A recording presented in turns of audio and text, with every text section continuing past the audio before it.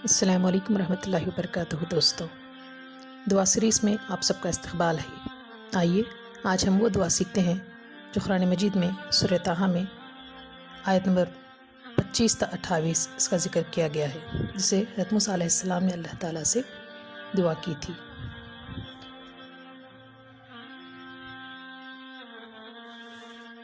ہم سب جانتے ہیں کہ موسیٰ علیہ السلام کو جب اللہ تعالیٰ نے نبوت عطا کی، رسالت عطا کی، یہ اس وقت کا واقعہ ہے۔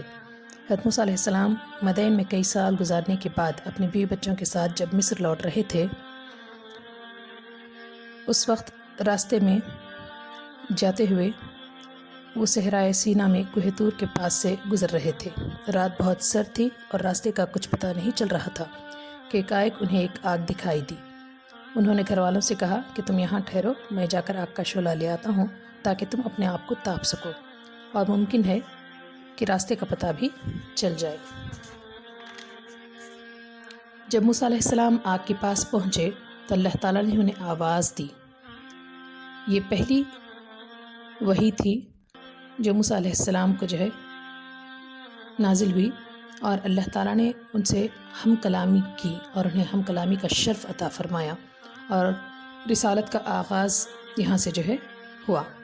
تو موسیٰ علیہ السلام جب اللہ تعالیٰ سے ہم کلام ہوئے اور اللہ تعالیٰ نے انہیں کچھ معجزات دیے، تو سب سے پہلا معجزہ یہ تھا کہ آپ کے ہاتھ میں جو لاٹھی تھی اسے اللہ تعالیٰ نے ایک معجزے کے طور پر بنایا اور کہا کہ اس لاٹھی کو نیچے ڈال دے۔ جب آپ نے لاٹھی کو نیچے ڈال دیا تو ایک سانپ بن گیا جو دوڑ رہا تھا، پھر اللہ تعالیٰ نے کہا کہ اسے پکڑ لو، اور یہ ایک ایسا معجزہ تھا کہ اس سے بہت سارے آگے انہوں نے فائدے اٹھائے۔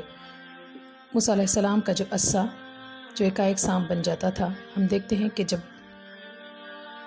جادوگروں کے سامنے اسے ڈالا گیا تو کس طرح سے تمام جادو کو چھو کر گیا اور جادوگر ایمان لے آئے۔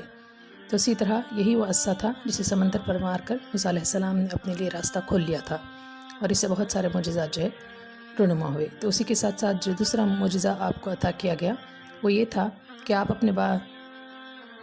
اپنا ہاتھ اپنے بازو میں دبا لیتے، تو جیسے ہی آپ اپنا ہاتھ اپنے بازو میں دبا لیتے اور اسے باہر نکالتے تو وہ روشن ہو کر نکلتا اور وہ سفید ہو جاتا تھا۔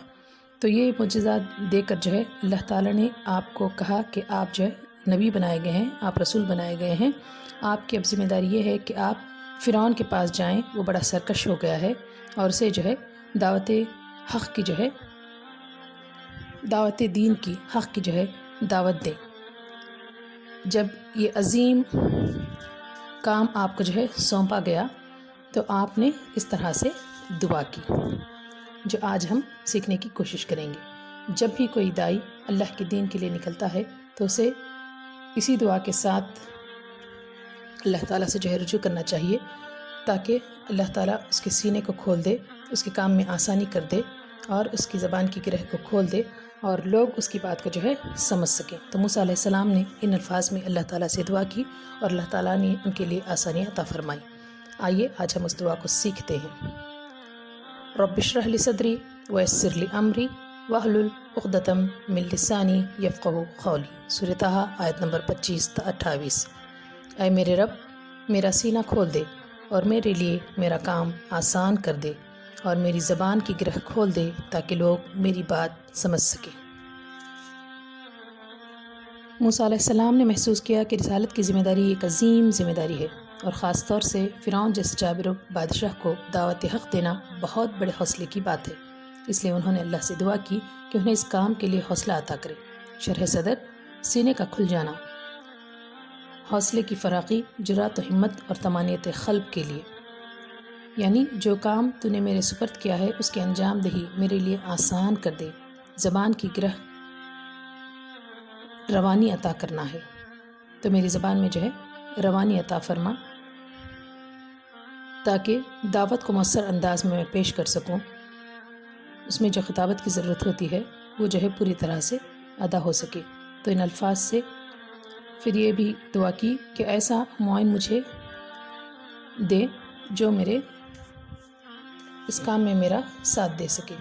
جب آپ نے اس طرح سے دعا کی تو اللہ تعالیٰ نے آپ کی ہر دعا کو قبولیت سے نوازا، اور آپ اس کام میں کامیاب ہوئے، اور اللہ کے دین کو انہوں نے پہنچایا، اور فرعون جب اس کا انکار کیا تو وہ غرق ہو گیا۔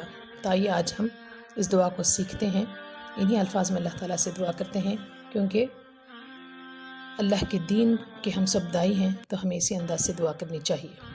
السلام علیکم ورحمۃ اللہ وبرکاتہ۔